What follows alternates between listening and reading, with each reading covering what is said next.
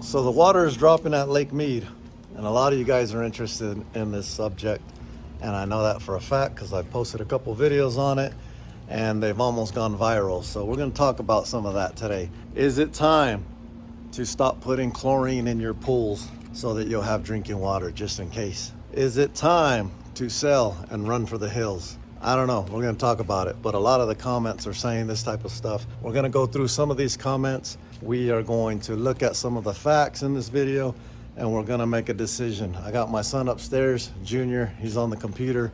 We're going to go over all this stuff people are talking about just in case it hits the fan. All that information coming to you right here. You guys have supported me in the last couple of videos I posted on this subject. I really appreciate it. So let's get into it. Let's do this. I'd say about 30% of the homes have pools in Vegas. It's a lot of water being used, a lot of water evaporating. So we're gonna go over some stats, like I said, and we're gonna get this information out. We all gonna die or what? I don't know. This is a very weird time in our history. I don't think that something this major has happened, especially not in my lifetime. So it's gonna be interesting to see how it plays out. This is gonna put a lot of stress on a lot of the nation if you think about it, because this water is used to grow a lot of crops. So we're gonna cover a lot of facts and just break down what we think is going on at the lake. So we're gonna start off with a couple questions that you guys had. A lot of you guys seem scared. My intentions aren't to scare you guys, it's to give you the information, and then you can sort the information and do what you're gonna do from there. So let's get a reaction on them and then we'll go from there. So here's the first one. Let's see. Alan T, damn brother, this is a first I have heard of this. Maybe it is time to move before it is too late. What do you think about that? I'm not going to tell you whether or not you should move or not, but hopefully by the end of this video, you'll have a little bit better understanding of what's going on, because you've just barely heard of it, and you can make a better decision based off that. Makes sense. Yeah. All right, next one. Enzo, we're all going to die. I don't know about that. I don't think we're to that point yet.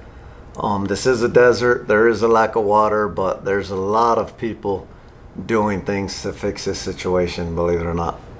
Eric says, have they said anything about the B29 and how close it is to the surface? That thing was deep, right? Yeah, it's very deep. I don't think it's near the surface yet, but obviously it's getting closer. I don't know on the top of my head how shallow it is now. No, it was at one point probably 150 feet deep or something. So yeah, I don't think it's anywhere close. If it surfaces, I'll be walking around in the mud filming that thing, whatever it takes. A couple more questions and we'll get down to business. Let's see what we got here. Fishing must be great since the fish have less water to swim in, like shooting fish in a barrel. You want me to talk about it? Go ahead. The lake is still absolutely massive. This is still a humongous lake. The only reason why in the last video where we were fishing, I was saying I personally believe the fishing is getting better, is just because normally when the shad spawn, they had all the bushes and everything for the little fry to hide in, and now they're not, so they got pushed out. That just makes the fish start being more active than they were in previous years, a lot sooner than they were, because they usually didn't boil this early in the year. So yeah, the fishing kind of gets easier, but it's not quite like shooting fish in a barrel yet. Got him. A lot of you guys were thinking that Lake Mead is like this small lake, 65 miles across or something like that. I mean, it's huge. So the fact that it dropped 5 feet in 2 weeks is also very huge and scary. So that's the whole reason why we're doing this. We're talking a water source that's one of the biggest. I think it is the biggest on the West Coast. So we're talking a huge water source dropping 5 feet.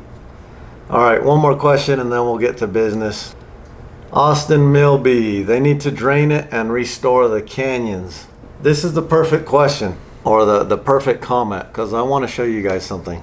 Let's see, we had a little graph right here that shows where the water naturally came from and what they do with the water. So you can see, I'll go ahead and move this mouse here. You can see that these are the Rocky Mountains and they're actually in Colorado.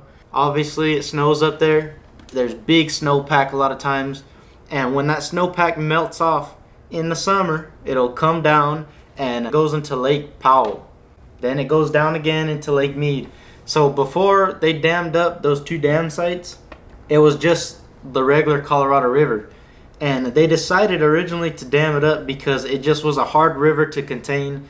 It would flood a lot of times when that snow melt off would come down. It'd come down quick and it would cause great floods. And then it would run dry like the other half of the year. So they wanted to be able to control it. And first of all, in order to build cities in the Southwest at all, you need to go ahead and have a reliable water source. So they went ahead and they dammed up Lake Powell and Lake Mead, just so we have two really big water sources here. So these dams were very important. Right here, this dam, I'm going to show you what this dam does. So that dam and the upper basin, pretty much Lake Powell, feeds Colorado 51%, Wyoming 14%, New Mexico 11%, Utah 23%, Arizona 0.60% of that water that gets dammed up there. So all those places are pulling out of Lake Powell. There's pipes leaving Lake Powell. Once the water comes through, which they regulate, Lake Powell lets a certain amount go through to keep this part of the river nice and happy. It drains into Lake Mead. Lake Mead has built pipes that feed Las Vegas, and they also feed the surrounding cities. So I'm going to show you a chart right here.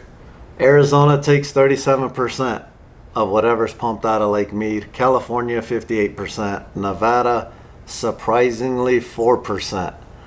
Why is that important? Because in Nevada, everybody's terrified here, and when you hear the comments of Lake Mead is draining and all that, everybody blames it on Nevada. The golf courses, the pools and everything, but it's only 4%. A lot of the water is going to California. So if everybody in California didn't flush their toilet for one day, it would save more water the entire year of Nevada, because that's how big of a percentage California is getting from this lake. So if you're living in Nevada and you're scared, let me show you something else. Right here, intake 1 dried up.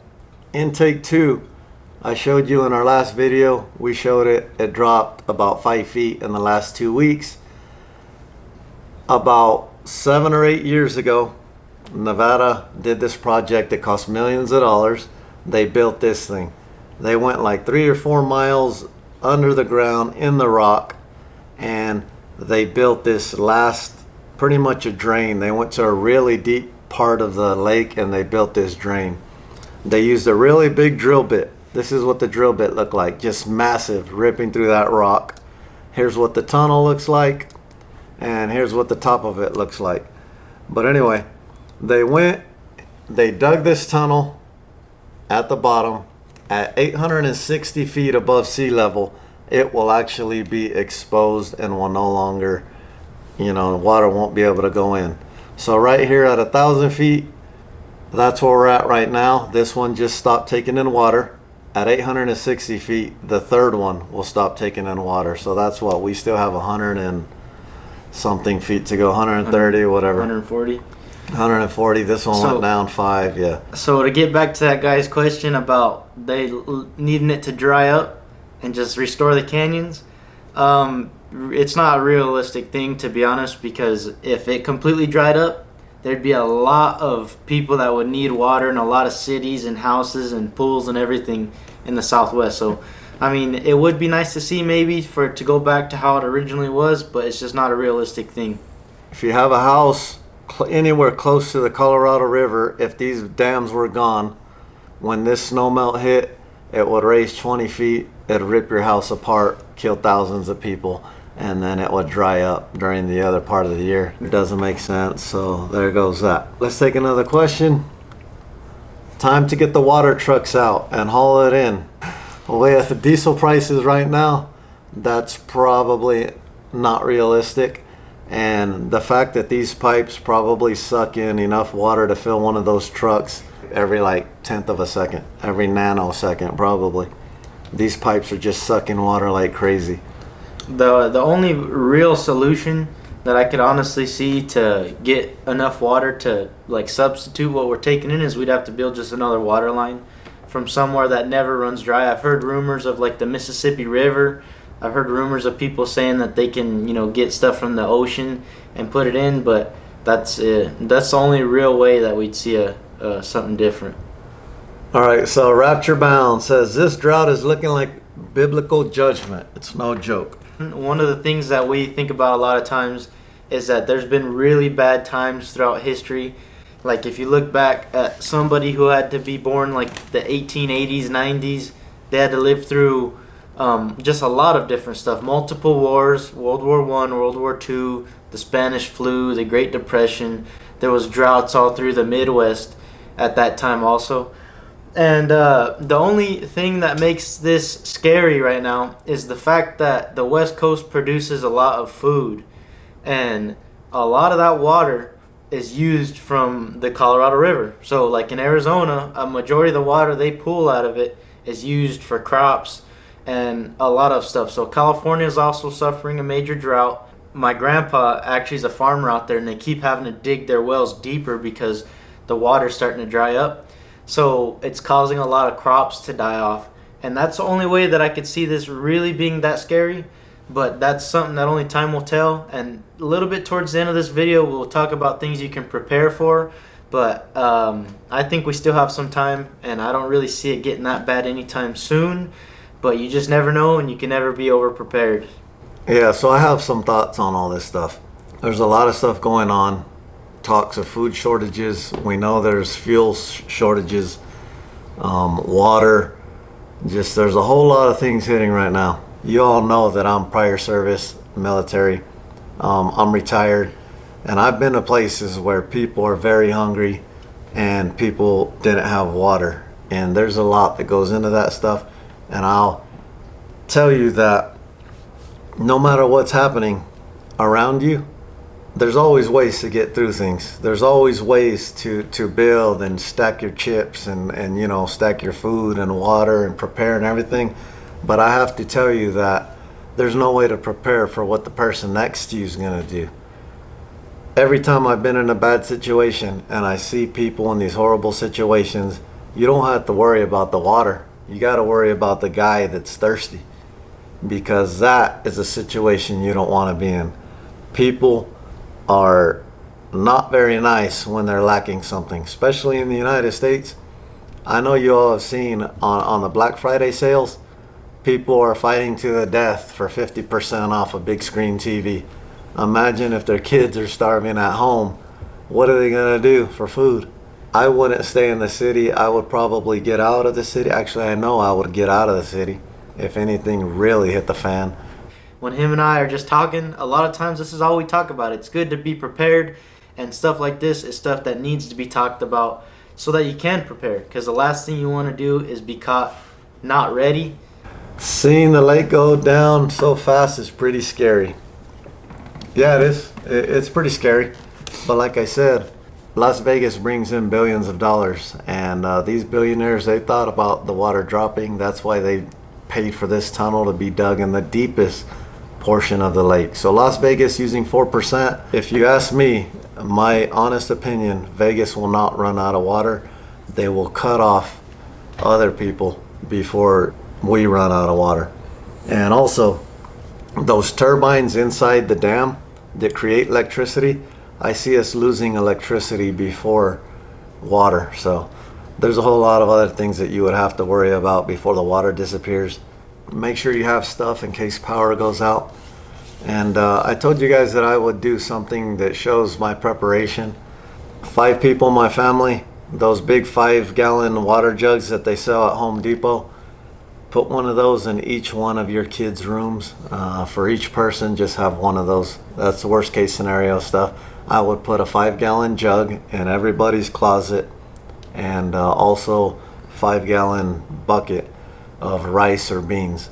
Because when it all comes down to it, like when I went to Haiti and people were starving because it messed up their food supply, they could care less about taste. Food was rice. We would take 100-pound sacks of rice and we would drop it there, and that was going to feed you, and that will keep you alive. So 5-gallon jug, 5-gallon bucket of rice in every one of your kids' room. Also, as far as gas, if you're going to store gas, there's proper ways to store it. But I definitely would not go below 3/4 of a tank in your gas. Keep your vehicles full. Keep a little bit of spare gas on the side, and have a bug out plan, have an escape plan. If everything in Vegas hit the fan right now, how would you escape? During a big weekend when we have boxing matches, Canelo fight or whatever, when people are leaving Vegas, it's seriously like 2 hours to get out of here. I mean, bumper to bumper, people trying to jam through the desert, it gets crazy. So get a map, figure out how to exit the city. Most people only know two ways, the I-15 south, the I-15 north. I know about 100 ways because I hunt and I go through the mountains and all that stuff. Just know how to get out of the city if needed, and make sure you have enough gas. When I went to Iraq, there was a situation where, you know, the gas trucks were getting bombed and they were getting destroyed. They didn't want gas in their cities. When gas trucks came in, there was a line, about 5-hour wait, people with jugs and everything to get fuel, because fuel is very important. So if we were to run out of fuel, you got to have your own fuel, and make sure you have enough fuel to get out of the city and go to wherever you're going. If we lose gas tomorrow, stay calm, relax, you're gonna be safe, and work together. The problem with the United States is when we see adversity or we see an issue, we immediately turn on each other, and that is the root problem. Do not try to come steal stuff. Do not try to hurt people. You got to stay calm, work as a team, and if we're able to do that, then we're all good. I hope that this video kind of taught you something. I hope you got a better insight of what's happening at the lake. I hope you got into our minds a little bit just to understand what our thoughts are about it. It is nowhere near time to panic, and if that time comes around, believe me, we will hopefully be warning you about it. All right, guys, I hope you guys enjoyed this video. We don't want to draw it out too long. We will be going back to Lake Mead to go do an update. We're doing them every 2 weeks to show how much the water has dropped, or if it's raising, whatever's going on. And we will get back to you guys and be posting that video probably this Wednesday or Thursday. That's a 2-week mark from our last video. As far as the water shortages and food shortages and all that stuff go, just remember to stay calm. Don't panic. That's the worst thing you can do. We're spoiled here in the United States. We get all our food and water at the snap of a finger. We can have it delivered at our house and everything. This video is not intended to scare you. It's just intended to let you know that other countries hit bad situations all the time, and they always manage to get through those situations because they stick together. In the United States, we're just so spoiled, and people just panic right away, and nobody really stores anything or has anything because it's always so readily available. So just know at some point you might need to tap into your resources and make sure you have them available so you don't have to go barter and do all that stuff. But other than that, we appreciate you guys watching. We'll update you on the water stuff. We will also be posting our regular fishing, hunting videos and all that stuff. Thanks for watching.